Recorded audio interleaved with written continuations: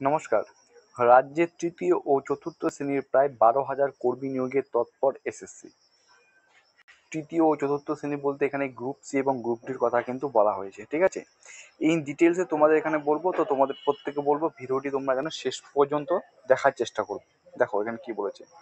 Staff selection কমিশনের chairman পদ পূরণ হতেই সরকারি অফিসে স্থায়ী কর্মী নিয়োগের ব্যাপারে প্রশাসনিক তৎপরতা শুরু হয়েছে। এসএসসির মাধ্যমে সি এবং ডি গ্রুপে এবছরের মধ্যে কর্মী নিয়োগ প্রক্রিয়া শুরু করার পরিকল্পনা নেওয়া হয়েছে।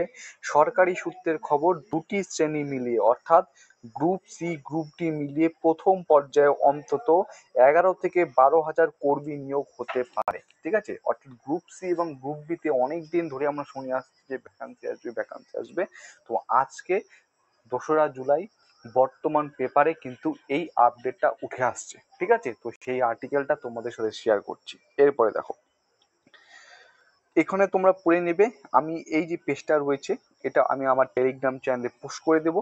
তোমরা এখান থেকে ভালো করে বাকি সব ডিটেলস পড়ে নিতে পারবে, ঠিক আছে। যেটুক আমার বলার যেটুক দরকারি সেটাই আমি তোমাদের এখানে বলতে চলেছি। দেখো এই প্যারাটার থেকে দেখা শুরু করো।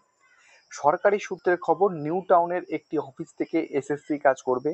প্রথম পর্যায়ে গ্রুপ ডি কর্মী নিবে 8,000-এর কিছু বেশি এবং গ্রুপ সি পদে নেওয়া হবে 3 থেকে 4,000 জনকে। অর্থাৎ গ্রুপ ডি থেকে মোটামুটি 8,000-এর মতো শূন্যপদ থাকতে চলেছে এবং গ্রুপ সি থেকে 3 থেকে 4,000-এর মধ্যবর্তী শূন্যপদ থাকতে চলেছে। এর জন্য প্রতিযোগিতামূলক পরীক্ষা নেবে এসএসসি, অর্থাৎ কম্পিটিটিভ এক্সাম পরীক্ষা নেবে কে? এসএসসি, ঠিক আছে। সম্প্রতি রাজ্য সরকারের বিভিন্ন দপ্তরে গ্রুপ সি এবং ডি গ্রুপের জন্য কয়েকশো নতুন পদ সৃষ্টি হয়েছে, সেগুলো পূরণ করবে এসএসসি। গ্রুপ সিতে মূলত কোন পদে নিয়োগ করা হবে সেটাও কিন্তু এখানে উল্লেখিত করা হয়েছে। গ্রুপ সিতে মূলত এলডিএ, যার পুনরূপ হচ্ছে লোয়ার ডিভিশন ক্লার্ক, যেখানে কিন্তু কম্পিউটারের প্রয়োজন হয়, ঠিক আছে, সেটা কিন্তু এখানে নিয়োগ করা হবে গ্রুপ সিতে। পরীক্ষা পদ্ধতি কিরকম হবে তার একটি প্রাথমিক খসড়া তৈরি হয়ে গেছে। খুবই একটা ভালো খবর, বলতে গেলে খুবই একটা ভালো খবর, ঠিক আছে। সেটি চূড়ান্ত হবে শীঘ্রই। লিখিত পরীক্ষা ও ইন্টারভিউর মাধ্যমে চূড়ান্ত সফল প্রার্থীদের বাছাই করা হবে। লিখিত পরীক্ষা ইন্টারভিউর মাধ্যমে প্রার্থীদের বাছাই করা হবে। এলডি নিয়োগের ক্ষেত্রে কম্পিউটারে লেখার পরীক্ষা দিতে হবে, ঠিক আছে, কম্পিউটারে লেখার পরীক্ষা দিতে হবে।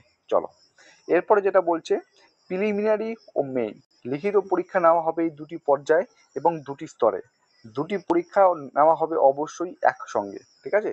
অবজেক্টিভ টাইপের প্রশ্ন থাকবে প্রিলিমিনারিতে, শুধুমাত্র ওই পরীক্ষায় সফল প্রার্থীদেরই মেইন পরীক্ষায় উত্তরপত্র দেখা হবে, তারপর নেওয়া হবে ইন্টারভিউ। তো এই যে আপডেটটা, এই আপডেটটা মূলত উঠে এসেছে কিন্তু আজকের বর্তমান পত্রিকায় 2 জুলাই, ঠিক আছে। আমি এটা স্ক্রিনশট দিয়ে আমাদের টেলিগ্রাম চ্যানেলে দিয়ে দেবো, সেখান থেকে তোমরা ইন ডিটেলসে সমস্ত কিছু কিন্তু দেখতে পারবে। আশা করছি কারো কোনো অসুবিধা হবে না, ঠিক আছে।